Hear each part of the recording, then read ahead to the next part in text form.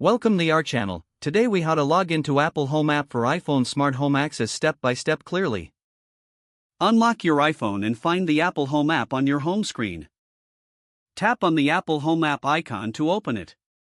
If this is your first time using the app, you may be prompted to sign in. Enter your Apple ID and tap on Next. Type in your password and select Sign In.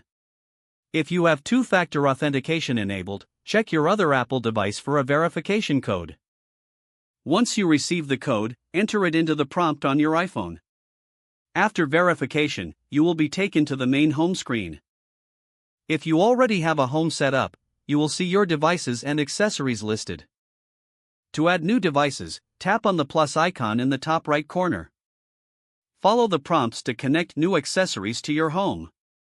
To manage existing devices, simply tap on their icons for more options. Explore settings by tapping on the home name at the top left corner. From here, you can rename your home or add additional users. To log out, go to the Settings menu, scroll down, and tap on Sign Out. Your Apple Home app is now ready for smart home access.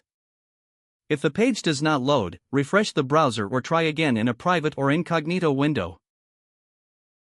Make sure you are using the correct email address, then retype it carefully to avoid small typos. If your password is not accepted, use the reset option and create a new strong password you can remember. Check your spam folder for verification or security emails, then complete any requested confirmation steps. Enable two-factor authentication if available to improve account security and reduce unauthorized access risk. After signing in, review your profile details so your contact information and settings are accurate and current. If you see an error message, note it down and try again after restarting your device and internet connection.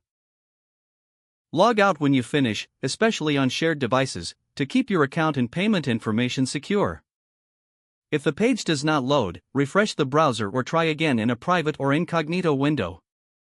Make sure you are using the correct email address, then retype it carefully to avoid small typos. If your password is not accepted, use the reset option and create a new strong password you can remember. Check your spam folder for verification or security emails, then complete any requested confirmation steps. Enable two-factor authentication if available to improve account security and reduce unauthorized access risk. After signing in, review your profile details so your contact information and settings are accurate and current. If you see an error message, note it down and try again after restarting your device and internet connection. Don't forget to like this video and subscribe to our channel for more step-by-step tech guides.